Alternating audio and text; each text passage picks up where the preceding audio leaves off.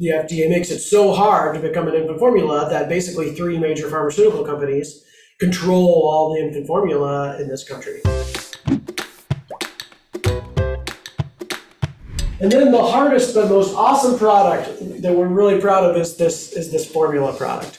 And this came out late last year, about 5 months before the formula crisis hit. So it was a very crazy time to be making formula. But it really came from our daughter weaning early. She weaned from breast milk at 9 months, which was much earlier. I was going to breastfeed her until she was in college or something. Of course, it wasn't me going to breastfeed. Not you, not me, but yeah, but like as far, you know, we were gonna be like late breastfeeding kind of parents, like 2, 3 years old, whatever. And she just wasn't having it. She just wasn't having it. She was just done, and so we had to start supplementing with formula, and there was just nothing that Serenity liked. Like even the European ones still had industrial seed oil, still weren't the right protein source, still often had, you know, syrups or bad carb sources, bad fats.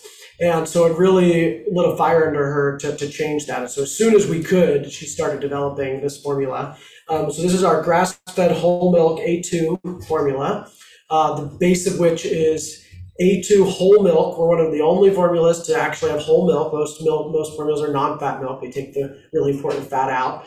So we started with whole milk. And then they add back in canola and soybean oil. Industrial seed oils. Yeah, it's awful. It's like non-fat milk, industrial seed oil, and corn syrup is the majority of most other formulas. Believe me, I wanted to launch a formula company like 5 years ago. I was like, I want to launch a formula company. This is terrible. What's on the market? And then I think most health-minded moms who have to use formula like have this problem. So we really wanted to answer that. So, you know, we partnered with the Alexander Family Farm in California that are some of the longest regenerative farmers in the country. They've been regenerating land with cows, both through beef and dairy. They also have chickens and pork and eggs, and they have like a whole multi-species project they're doing there. Yeah. Really amazing people. And they create A2 milk, which is, you know, most milk in this country has this genetic mutation in their protein source. We bred cows for quantity of milk rather than quality. And so in that breeding process, somehow the protein in the milk got mutated to be less digestible. It turns out to be less digestible. A1 protein it can be very irritating to the gut. Some people can't handle it at all. Some people tolerate it and some people are fine. But a lot of people with milk allergies, it turns out it's mostly the A1 protein. So people who can drink goat's milk, but they can't drink cow's milk, that's because of the protein. So goat is A2, camel milk's A2, breast milk is A2. Pretty much all other mammals are A2 except cows that have been genetically mutated. So Alexander really specialized in like breeding cows that have not been mutated that are still A2, creating A2 proteins in their milk, which is much more like breast milk, much easier to digest. So that was the basis of our product. And then the fat, you know, we kept the whole milk in, but then we created this fat profile. Dr. Sarah Valentine, the paleo mom, spent hours and hours and hours reading every nutritional study on breast milk ever written in English globally. So looking at global breast milk composition, she mapped the nutritional breast milk, looked at hundreds of other ingredients and created, you know, helped us create a recipe that mimics breast milk more than anything ever created, you know, down to the molecular level. And of course, nothing's ever better than breast milk. It's still amazing, but you know, we wanted to create as close as possible. So the hardest thing to mimic was the fat profile. The fats in breast milk are crazy magical. And so we have 8 fat sources in our formula mixing together all these different kinds of fats to get to as close as we could. All other formulas have maybe one, you know, usually industrial seed oil. Yeah. Even the newer formulas have maybe 2 or 3, but usually one of them is still industrial seed oil. And so, you know, we took out the industrial seed oil. What are the 8 sources? I'm so curious.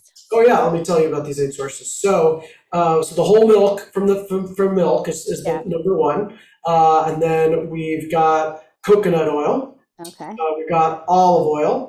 We've got a little bit of palm oil, which is the best source of palmitic acid, which breast milk is very high in palmitic acid. So organically, like sustainably sourced palm oil. Oh, we've got cocoa butter, which is we're the only ones that ever use cocoa butter in formula, but a really amazing fat source that also tastes really great. We've got algae oil from wild algae, which also contains a lot of DHA. So that's our DHA source as well as some fat source. And then we've got organic sunflower lecithin and organic egg lecithin, which are both fat sources. And even though, which is still totally safe for people with an egg allergy. Egg lecithin does not hurt people with egg allergy. So it was a really good fat source. So really great fat source. We upgraded the vitamin profile a lot. So like I said, DHA from wild algae instead of, synthetic vitamins. And then the carb source, we use lactose, which is the carbs in breast milk. So it's the only major carb source is lactose. We had some prebiotic fiber in there from inulin, which is also really unique. There's very rarely fiber in formula, even though breast milk has fiber. And we don't use any methylated, we use only methylated vitamins. So folic acid is a primary ingredient in almost every formula, and it's inflammatory to about half the population, anybody with the NTMFHR gene.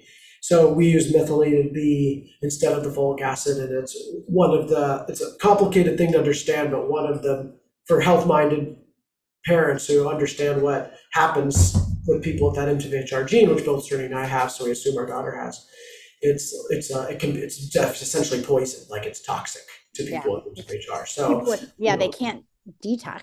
Yeah, they can't process it. Yeah, like becomes poison in their liver. So Serenity understands that science a lot better than me. So people can do their own research and learn about that. But folic acid is a real problem, and so that was one of the hold your nose and use it ingredients that we had to do when we used formula. That we're really happy to have a formula now we're able to take it out. I love it. Fabulous. Yeah. The last thing I want to say is it is classified as a toddler formula. Yeah. Because the FDA's process for getting infant certified is so hard, which is why we had that formula shortage, was because the FDA makes it so hard to become an infant formula that basically 3 major pharmaceutical companies control all the infant formula in this country. And so in order to get our product out into the market, we have to call it toddler formula, and we're only allowed to recommend it for babies 12 months and older. Yeah. So moms have to do their own research to determine if it's safe for their baby, work with your health practitioner, to decide what's safe for your baby, so all I can say is it contains the 29 nutrients required for infant formula. It's made in an infant formula facility. We designed it to be, the nutritional quality for infants, based on breast milk. And we are in the process of trying to become infant certified, but it takes a long time. Okay, that was going to be my question. Are you guys working towards the infant certification? We want to do it. It's just slow.